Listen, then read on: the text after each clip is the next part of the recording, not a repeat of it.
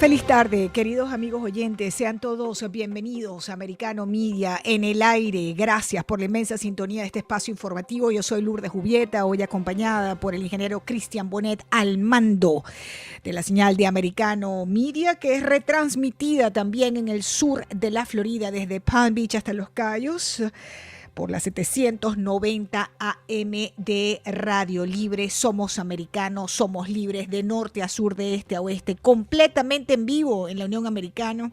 Recuerden que pueden participar en el programa y que además se pueden llevar toda la programación de Americano en el bolsillo. ¿Cómo van a hacer eso, queridos amigos oyentes y seguidores? Pues bajando la aplicación de Americano. Si ustedes bajan la aplicación de Americano en su teléfono, lo mismo si usted tiene iPhone que si tiene Samsung, la aplicación funciona de maravillas. Ustedes allí bajando la aplicación no tienen que estar sintonizando ninguna señal, sino sencillamente en la aplicación disfrutan allí mismo de toda la programación de Americano.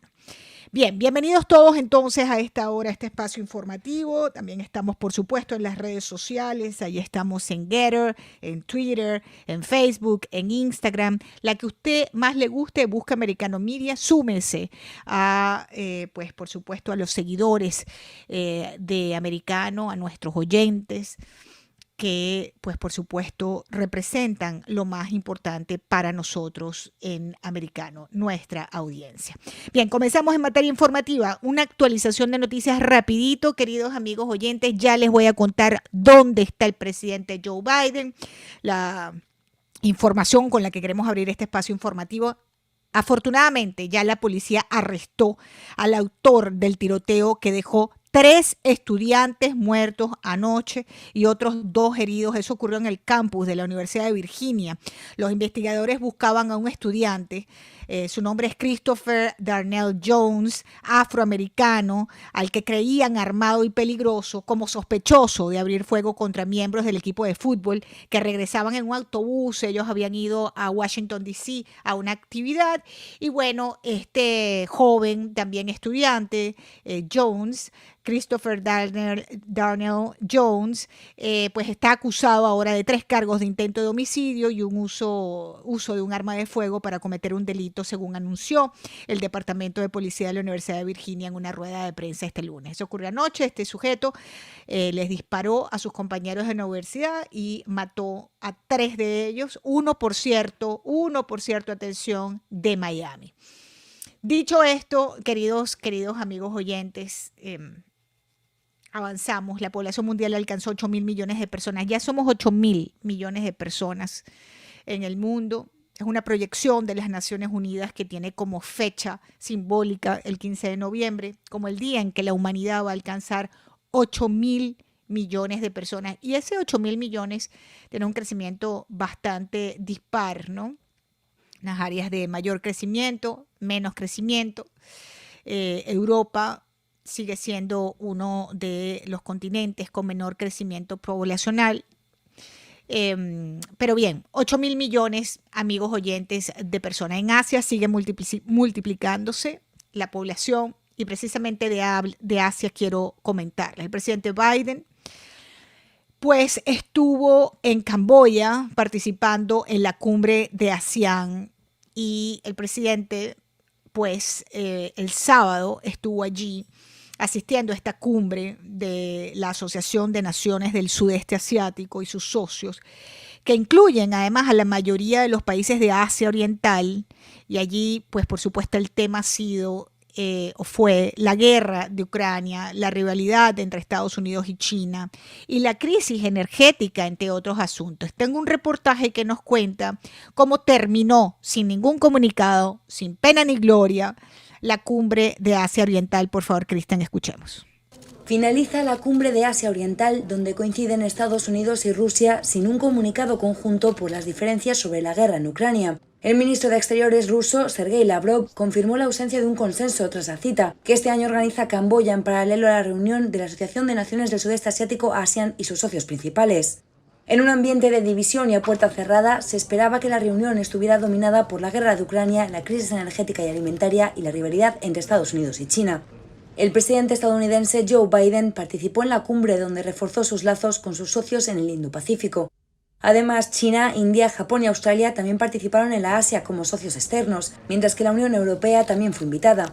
El primer ministro camboyano Hun Sen, cuyo país preside este año la cumbre, señaló que es consciente de las divisiones, pero que también tiene confianza en que se puedan alcanzar acuerdos para construir una región más pacífica, armoniosa y próspera.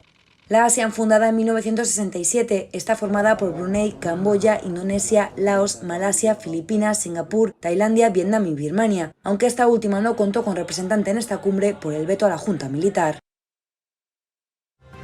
Bien, y allí ocurrió uno de los primeros deslices del presidente Joe Biden cuando incluyó en el grupo a alguien, pues, a un país que sencillamente no existe, ¿no? Él confundió, amigos oyentes, a Colombia con Camboya, el presidente, y dijo: quiero agradecer al primer ministro el liderazgo de Colombia. Lamentable, presidente Biden, con esta confusión. Colombia con Camboya en plena reunión de la ASEAN, ¿no? De allí el presidente salió para Bali, Indonesia. En Bali están reunidos el grupo del G20. Como ustedes saben, el G20 está integrado por Alemania, Arabia Saudita, Argentina, Australia, Brasil, Canadá, China, Corea del Sur, Estados Unidos, la Unión Europea, Turquía. Ya vamos a hablar de Turquía. Y bueno, allí pues también el presidente Biden se reunió con varios líderes importantes, entre esos el presidente de China, ya vamos a ir para allá. Pero bien, el G20, queridos amigos oyentes, es este grupo que reúne a los países con mayor peso en la economía global. Sus miembros, al que son 19, pero que se le suma la Unión Europea, representan, para que ustedes tengan la idea de la importancia de la reunión del G20, representan estos 20 alrededor del 90% del Producto Interno Bruto a nivel mundial, lo que es el PBI. El 80% del comercio también lo representan estos 20 países, 19 más la Unión Europea.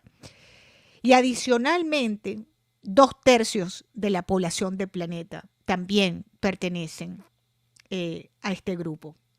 Es decir, representan alrededor, adicionalmente, del 60% de todas las tierras agrícolas y cerca del 80% del comercio mundial de productos agrícolas. Todos esos países están en Bali. Por favor, Cristian, vamos a colocarle a los oyentes el reportaje sobre la recepción a los líderes del G20 para celebrar esta cumbre, que también, igual que la ASEAN, estuvo y está marcada por la guerra en Ucrania.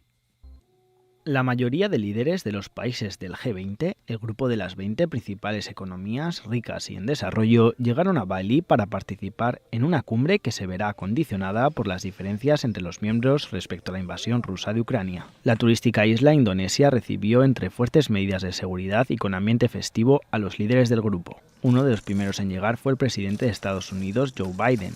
Por su parte, el presidente chino, Xi Jinping, llegó poco más de 2 horas después de que comenzara su reunión bilateral con Biden, la primera que ambos mantienen como jefes de Estado. Otros dirigentes del grupo, formado por Alemania, Arabia Saudí, Argentina, Australia, Francia y España como invitado permanente, también fueron haciendo su aparición en la isla. Entre ellos el mandatario argentino Alberto Fernández, quien busca convencer al grupo de que se replantee el modelo de deuda. El presidente del gobierno español, Pedro Sánchez, también aterrizó en el avión de la Fuerza Aérea Española tras haber hecho escala en Omán. Se espera que todos los líderes, salvo 3, los de Brasil, México y Rusia, participen en esta cumbre. Bueno, Vladimir Putin no asistió. Está su canciller, que por cierto, llegando tuvo un problema de salud. Y bueno, amigos oyentes, ahí está Biden y logró reunirse con el presidente de China, con Xi, después de 2 horas. Xi dejó 2 horas esperando a Joe Biden. Había avanzado la reunión y el presidente de China le llegó 2 horas tarde al presidente de Estados Unidos. Pero bueno, allí se reunieron y, entre otras cosas, Joe Biden dijo que China no tiene planes inminentes para invadir Taiwán, pero de alguna manera pues reclamó por las acciones cada vez más agresivas hacia Taiwán, ¿no? Tengo un reportaje también sobre lo que fue el encuentro de Biden con el presidente de China, que no se veían desde antes de la pandemia. Vamos a escuchar, Cristian. El presidente estadounidense Joe Biden y su homólogo chino Xi Jinping se vieron las caras este lunes por primera vez en la isla de Bali, donde se celebra la cumbre del G20.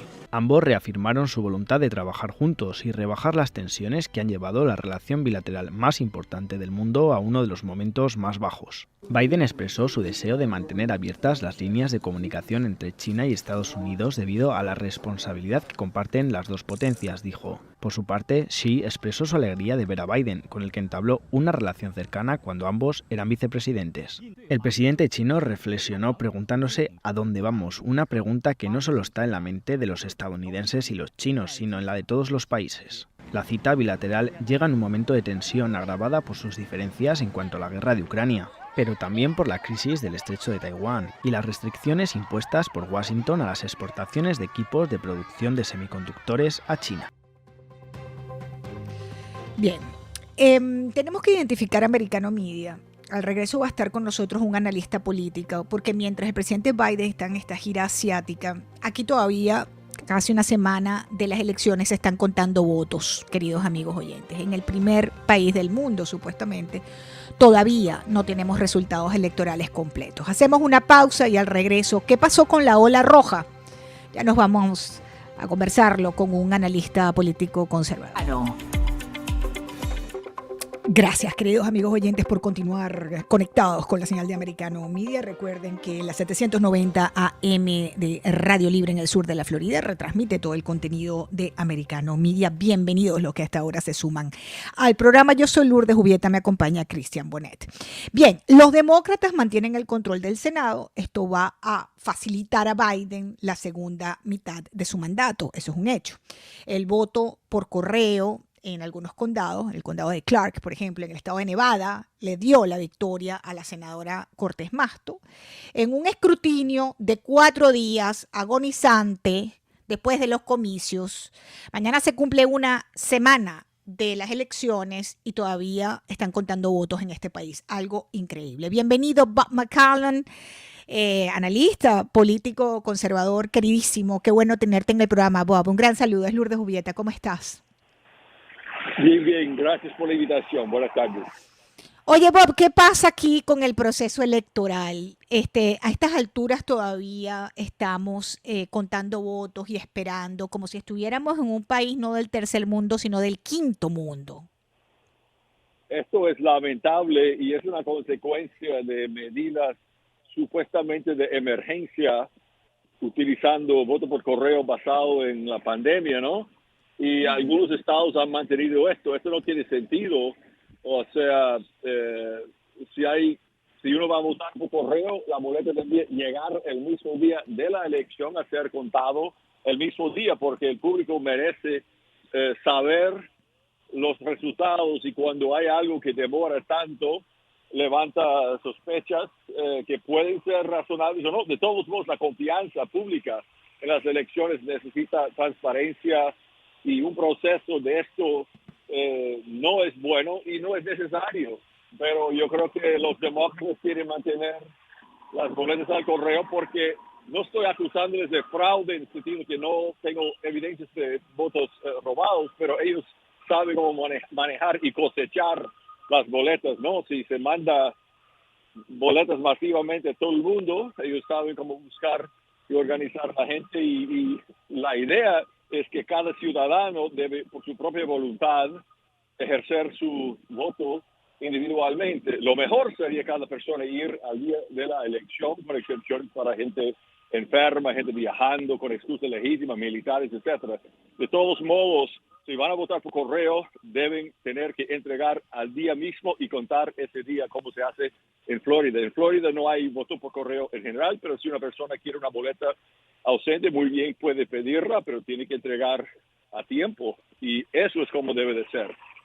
Correcto. Bueno, nosotros en la Florida pasamos por todo ese proceso donde habían situaciones irregulares, hubo responsabilidades además sobre malos manejos de boleta y la cosa se corrigió mayoritariamente en estos últimos años en la Florida y ahora están colocando muchos, pues, el sistema de votación en la Florida como un modelo para lo que es la Unión Americana. Pero avanzando en el tema, Bob, yo te quería hacer la siguiente pregunta. Se habló mucho de que estas elecciones iban a arrojar grandes triunfos para los candidatos republicanos en virtud de la situación que tenemos en el país, la crisis en la frontera, la hiperinflación, la inseguridad, la criminalidad, una cantidad de situaciones, pues por supuesto que todos padecemos, pero resulta ser que solamente en la Florida aconteció esa ola roja. ¿Qué pasó, en tu Bueno, opinión? yo creo que en otros estados también hubo buen resultado para los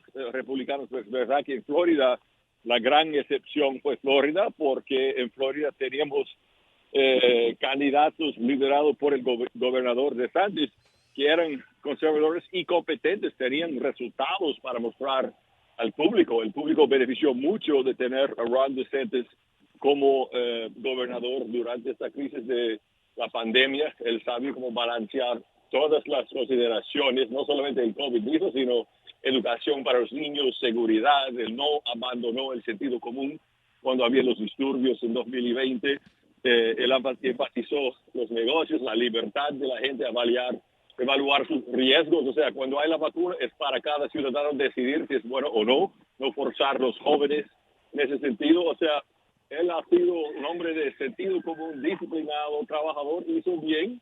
Y el Partido Republicano fue premiado por este éxito, y no solamente el gobernador, sino la legislatura, el senador Rubio también, y la señora Salazar, etcétera, etcétera. Entonces, si hay un buen programa, buen gobierno, el público quiere buenos resultados, y para ganar elecciones, no solamente la base republicana es necesaria, hay que tener votos independientes, centristas, de gente que no es ideológica, pero solamente quiere tener una buena vida, un gobierno competente, y etcétera. Dicen que el presidente, la presencia y los apoyos del expresidente Trump del number 45 perjudicó posiblemente a los republicanos en estas elecciones de 2022. ¿Tú crees eso? Yo creo que sí, en ciertos casos, porque habían candidatos muy débiles. Yo los llamo turkeys, pavos, que eran apoyados por Donald Trump en las primarias cuando habían alternativas mucho mejores, y ellos han perdido donde habría tenido gran posibilidad de victoria. En Pennsylvania fue horroroso porque Donald Trump, para gobernador, apoyó al señor Mastriano, un hombre con retórica extremista que fue a los eventos, no adentro del Capitolio, pero el 6 de enero, dijo que la elección fue robada. Ese hombre no fue serio y él fue a la cabeza, ¿no? O sea, él tenía el impacto negativo en Pennsylvania al contrario del impacto positivo que Ron DeSantis tenía en Florida.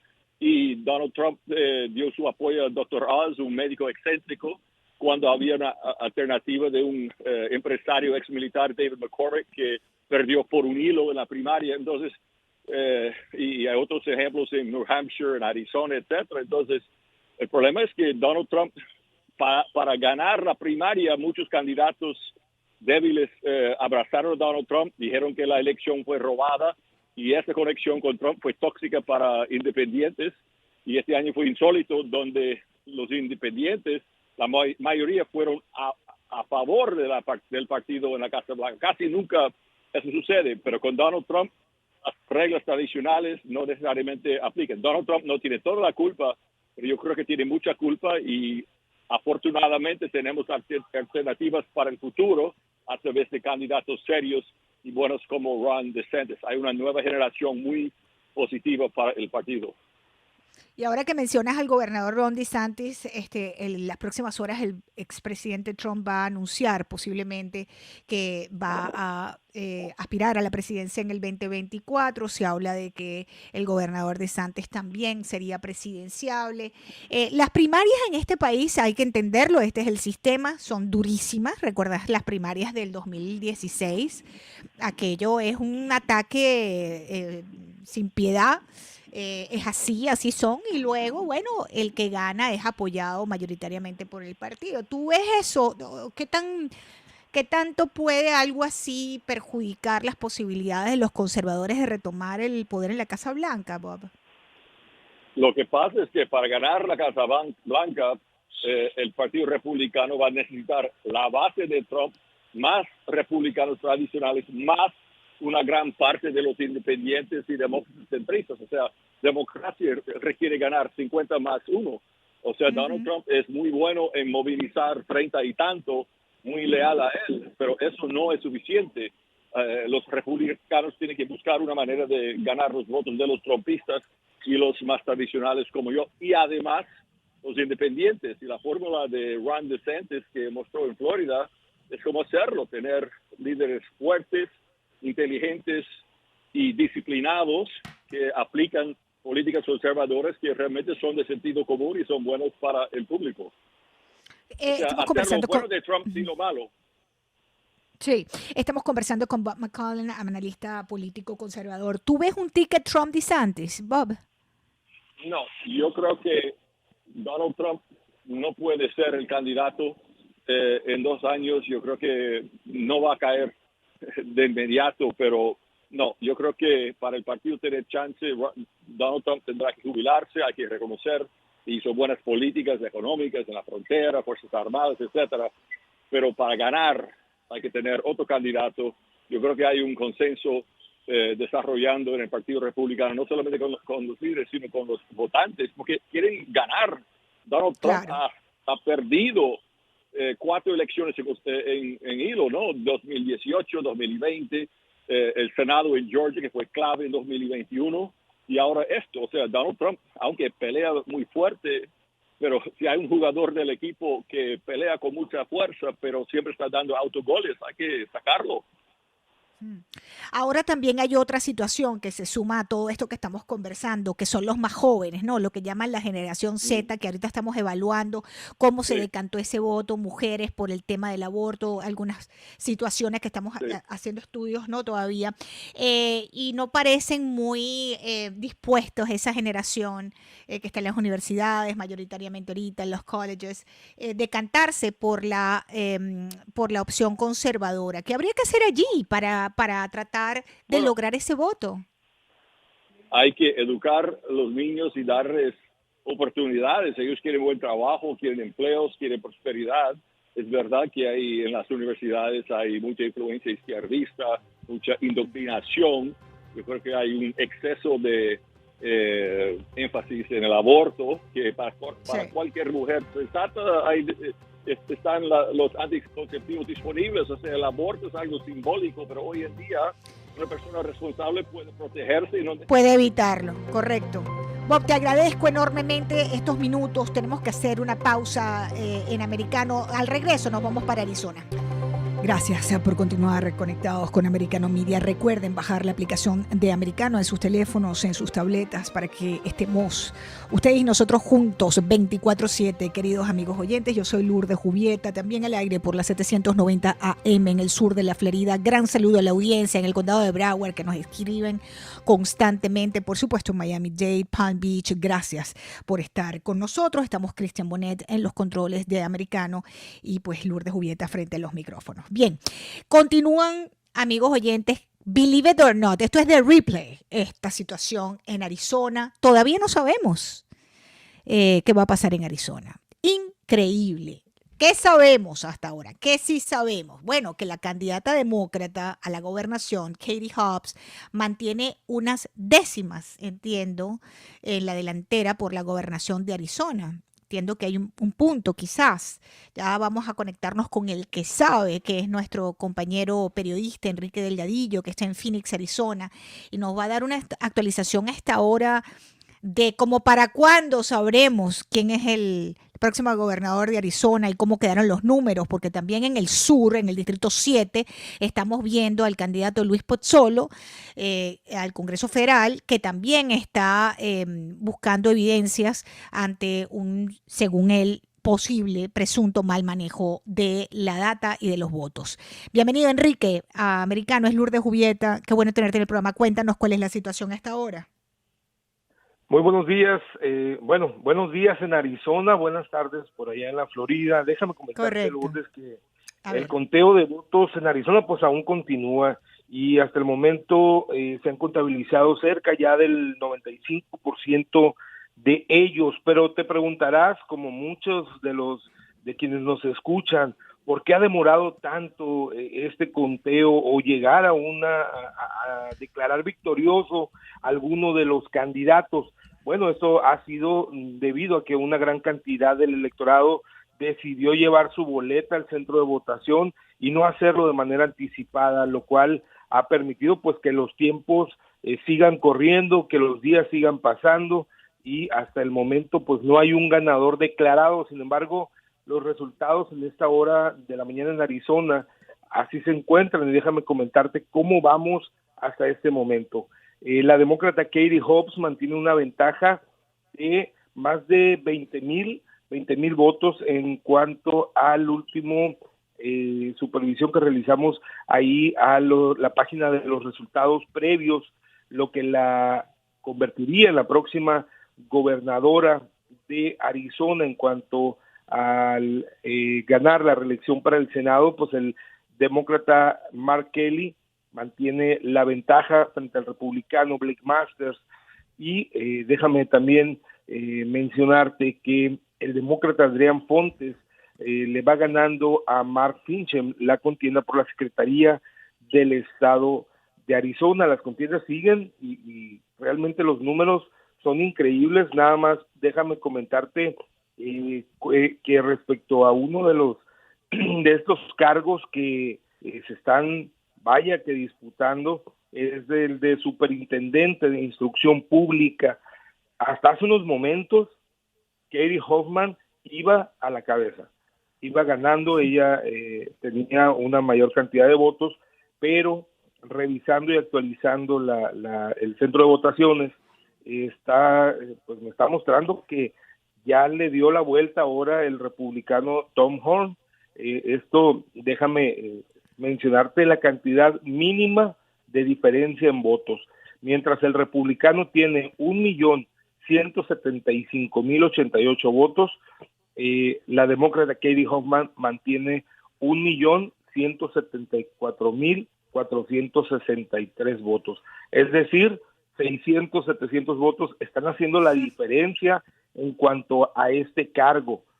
Pero así es como ha transcurrido, estamos a la espera. La verdad es que hay una gran tensión por parte, yo lo percibo ya, de los dos partidos, tanto el demócrata como el republicano, por conocer quién se queda con la victoria en cuanto a cargos por demás importantes como, solo por mencionar alguno, el de la gubernatura. Enrique, ¿qué ha pasado con los votos que estábamos esperando desde hacía como 3 días también de Maricopa, que eran como 300,000 votos? ¿Qué pasó con esos votos? Se han ido recibiendo, sí se ha estado trabajando en cuanto a estos votos, sí han llegado, pero como te mencionaba, al final fueron muchas las personas que no utilizaron esta gran herramienta o ventaja, o no sé cómo mencionarlo, que es el voto anticipado. Entonces es lo que como te mencionaba en el enlace pasado de hace algunos días, Maricopa es de los más grandes y pues esto se ha retrasado sobre todo, principalmente por el conteo físico de los votos.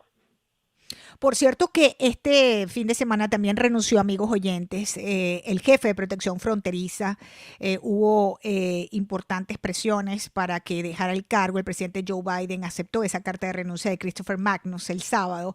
En días pasados habían surgido múltiples reportes de que Magnus estaba siendo presionado para que dimitiera tras un récord en los cruces no autorizados en la frontera. Y precisamente varias áreas allí fronterizas también han definido el voto en Arizona. Una de las contiendas que estamos vigilando es la del Distrito 7, donde está Luis Pozzolo con el señor Grijalva. El señor Pozzolo ha dicho que él no va a conceder porque él ha evidenciado una cantidad de irregularidades, supuestamente. ¿Se sabe algo de eso, Enrique?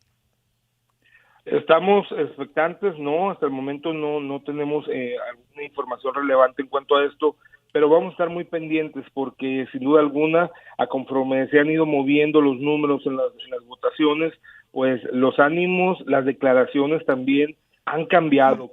¿Por qué? En el caso de la republicana Kari Lake, anunció que ya tiene listo, fíjate, los mejores abogados en caso de ser necesario. Entonces, esto nos habla de que no termina con la victoria emitida por el órgano electoral, sino que estamos viendo que en el caso de la republicana, pues está hablando de que no va a quedar conforme si ella pierde. La diferencia a este momento entre Katie Hobbs y Kari Lake es de ¿cuánto? ¿1 punto? No, déjame aquí casi 2 revisarlo.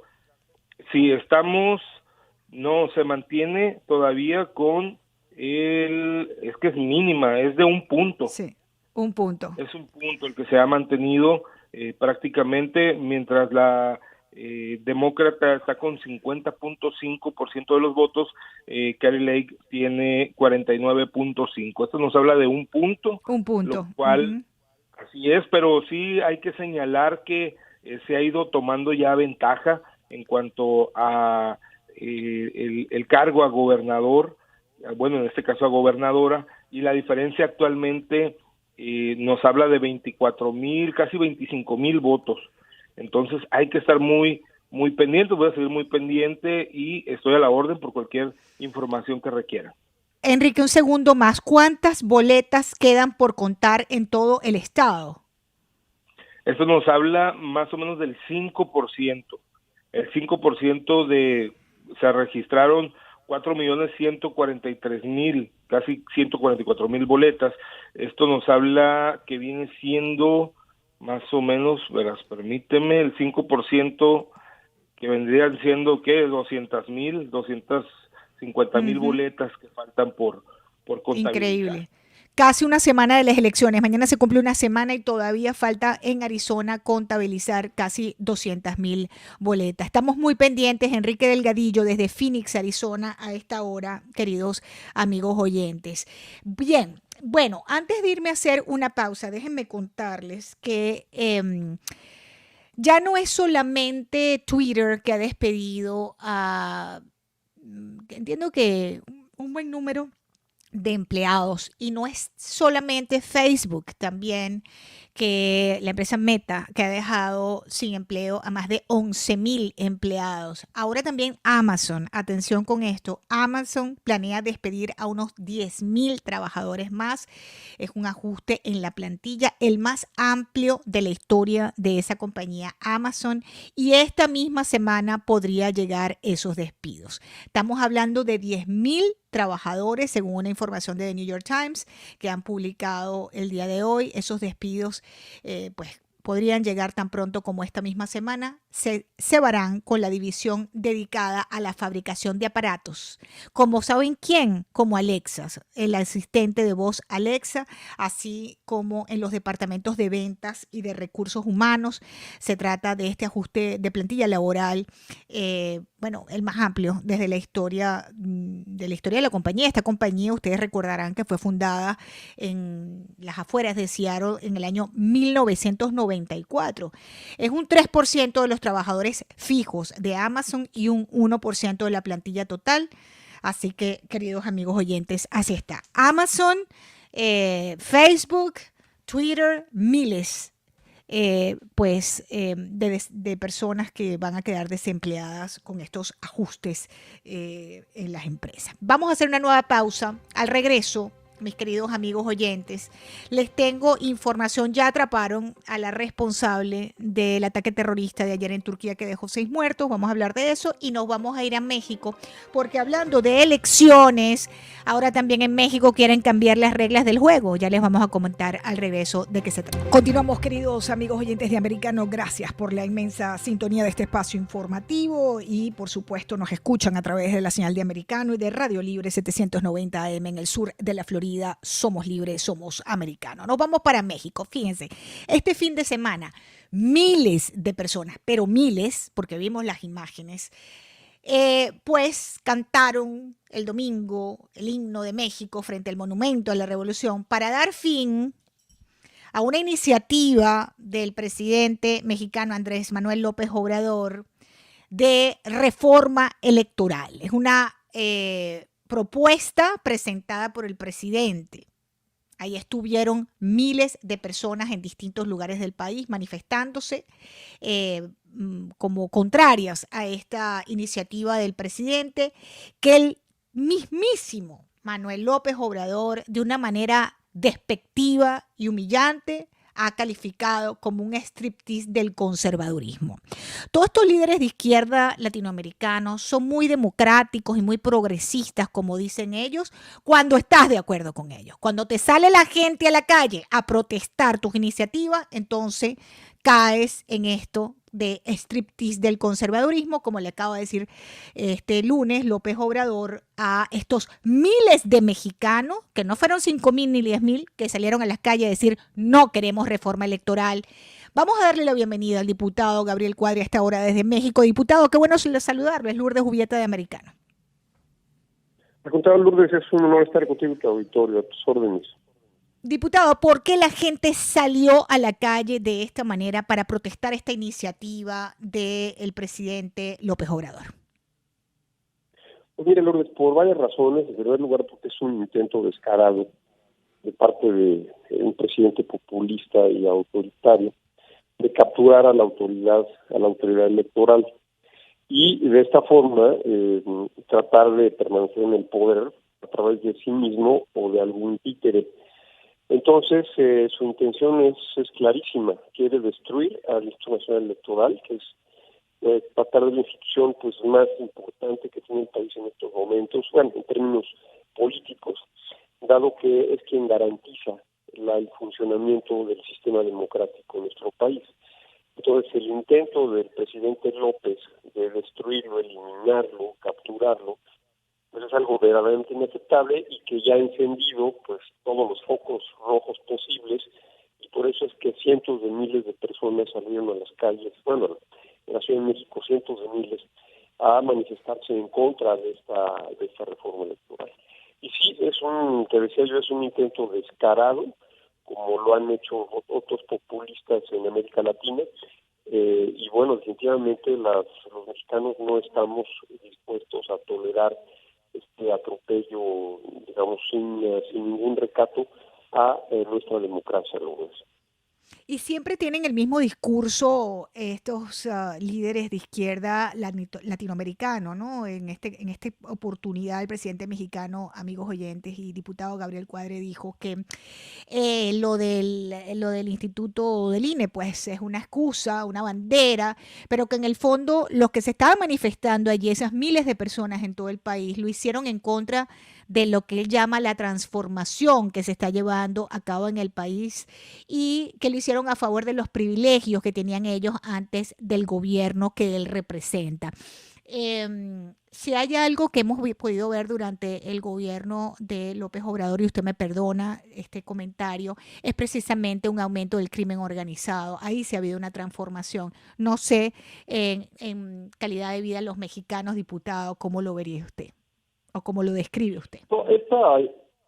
Esta llamada transformación, Lourdes, no es más que una cínica, digamos, tendencia o propensión a destruir todas las instituciones que el país había construido en forma muy penosa durante décadas, y que le dieron a México pues ya un camino de estabilidad, de orden, proyecto de largo plazo, de prosperidad, un proyecto liberal, democrático, de una democracia liberal. Y pues el presidente López, como ya te decía, como otros populistas, pues tratan de destruir, según ellos, para refundar, negar los resultados electorales, como lo ha hecho Trump. De López y Trump se parecen muchísimo, Bolsonaro también en Brasil, y desde luego pues lo que ha hecho, lo hicieron Chávez y Maduro en Venezuela, son cosas, o lo que ha hecho también en Nicaragua Ortega, son cosas muy parecidas, aunque en principio y de lejos parecerían, digamos, muy distintos los populistas, el populismo de Trump al populismo de López. En verdad se parecen muchísimo, tienen muchas cosas en común también con Bolsonaro, entre ellas pues el desprecio, ese juego a los temas de medio ambiente, de la lucha contra el calentamiento global, la negación de los resultados electorales, el ataque a las instituciones electorales.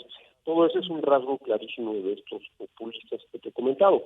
Entonces, López lo que ha hecho es destruyó a la Policía Federal en México, destruyó toda la estrategia que estaba dando resultados de combate al crimen organizado.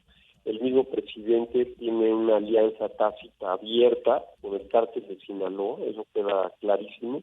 Le ha entregado el territorio nacional a las bandas del crimen organizado y el crimen organizado hoy controla, yo diría, más del 30% del territorio nacional, sin que el gobierno intente hacerles frente o restablecer el orden del Estado de Derecho. Y en paralelo, en medio de esta destrucción, de este avance incesante del crimen organizado, lo que ha hecho el presidente López es militarizar al país, es algo que suena exagerado, pero que no lo es un verdadero golpe militar suave lo que está ocurriendo en México, porque se está entregando al ejército proyectos, contratos, negocios, instituciones que corresponden absolutamente al poder civil, y está tratando de corromper al ejército, tal como lo hizo Chávez, porque y esto solo se explica si el presidente López pues tiene algún objetivo de violar la Constitución, de romper el orden constitucional o de recurrir a lo que sea necesario para ganar la elección en el 2024. Entonces, para eso va a necesitaría el ejército, y por eso lo está corrompiendo, lo está comprando, lo está militarizando al país. Ya le ha entregado toda la seguridad pública al ejército, ha militarizado absolutamente a la llamada Guardia Nacional, que no es una policía, sino es una guardia pretoriana del presidente de la República. Y bueno, decía yo, en el contexto, pues, desgraciadamente, como todos los populistas, como Chávez, como Trump, y como Bolsonaro y como López, pues son populares. Sigue teniendo pues un apoyo importante, oscila entre casi llega al 60% según las encuestas más creíbles, el seguimiento diario que se le da a la popularidad del presidente. Entonces, todo esto es un cóctel muy peligroso, muy riesgoso, de militarización, de destrucción institucional, de avance del crimen organizado, de intento de captura de la autoridad electoral. Y otra cosa que está haciendo es destruir a la administración pública, destruir los servicios públicos, para transferir recursos masivamente del presupuesto público a subsidios, a dádivas clientelares, con la finalidad de comprar, de asegurarse el apoyo y el voto de grandes sectores de la población. Además, desde luego, de transferir recursos a sus proyectos absurdos, como el Tren Maya, como la refinería que está haciendo en Dos Bocas, y otra serie de cosas. Entonces, es una actitud que claramente está orientada a buscar a toda costa mantenerse en el poder, o que su partido o sus títeres se mantengan en el poder en 2024 de la mano del ejército. Esto no se había nunca visto en México, es en donde un presidente civil se da un autogolpe militar para llevar al ejército al poder en un intento para comprarlo y corromperlo. Es algo similar a lo que pasó en Uruguay en los años 70 del siglo pasado, cuando el presidente Bordaberry se dio un autogolpe con el ejército para mantenerse en el poder. Entonces, es lo que está pasando en el país y es algo muy peligroso. Es por eso la gente salió ayer masivamente a rechazar este intento de captura de la autoridad electoral, y también para mostrarse el rechazo al populismo autocrático devastador del presidente López Obrador.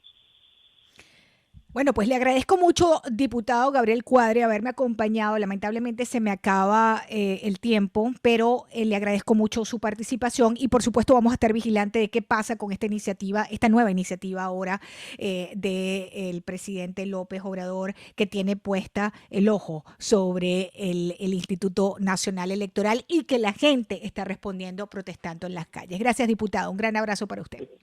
Exactamente, Luz. Hasta luego. Gracias a ti. Gracias. Bien, y me queda un minuto, queridos amigos oyentes, y es para decirles que en Turquía, pues el gobierno ya en definitiva capturó, reconoció y además de eso también indagaron, ¿no?, sobre la responsable del atentado terrorista que ocurrió ayer en la ciudad de Estambul, que dejó 6 muertos en una calle muy, muy transitada, muy comercial. Y pues esta sospechosa de haber perpetrado este atentado, ya respondió que efectivamente pertenece a una organización terrorista por Turquía, es el PPK. Me despido. Gracias, Cristian Bonet. Gracias, queridos amigos oyentes. Nos reencontramos a las 5 en Peligrosamente Juntas. Feliz tarde.